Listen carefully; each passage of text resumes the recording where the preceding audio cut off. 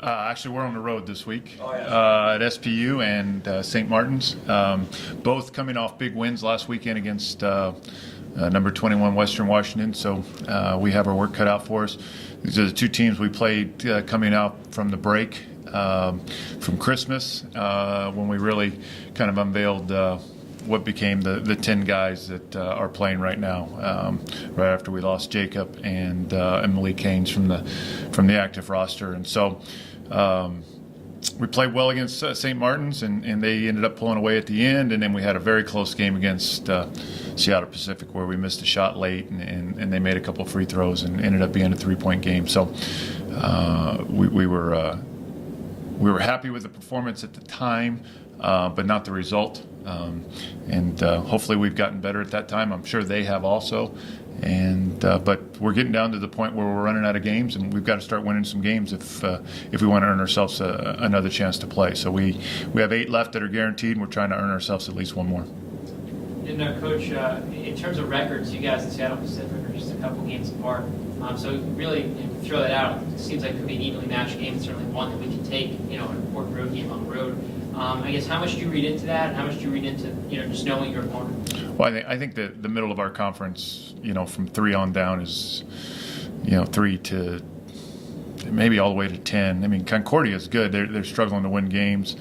But even Simon Fraser has beaten some good teams, and I think it's really bunched up. And if you look at us, I think both of our teams have played 2 overtime games in league, and I think they've won both of theirs, and we've lost both of ours.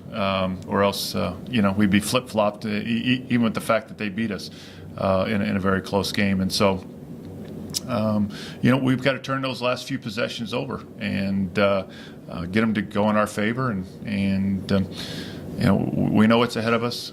We've got to concentrate on SPU on Thursday night and see if we can get a win, and then we'll move on to the next one. But like I said, we've got to put some wins together, and not just these morality victories where we're playing well. It's time to start getting more of them in the win column. What has been the emphasis that you're trying to relay to your team? Maybe something you're stressing, down? Well, we stress defense all the time. We stress defense and ball handling and not turning the ball over and rebounding. I mean, even with our performance on Saturday night against Western Oregon, we gave them 29 extra possessions between offensive rebounds and turnovers, and that's too many.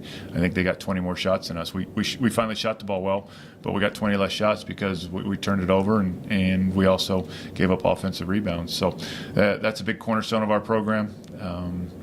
Efficiency and getting more shots than the other team, and we didn't do that. So we've got to get back to that. We've got to rebound better. We can't turn the ball over. We've got to defend, and then each day we're trying to get better offensively, trying to put guys in position where they can be a little bit more successful than they were the day before. And the other road game against St. Martin's, the team has been pretty good this year. What in your mind, what's it going to take to give them another loss? Couldn't tell you. I guess, to go to Coach Belichick, we're just concentrating on Seattle Pacific right now. That's enough for this group right now, and we'll certainly look at St. Martin starting about 10 o'clock Pacific time on Thursday night. And I did watch a little of their game last weekend, but our whole focus right now is trying to get that one against SPU, and then we'll move on to the next one.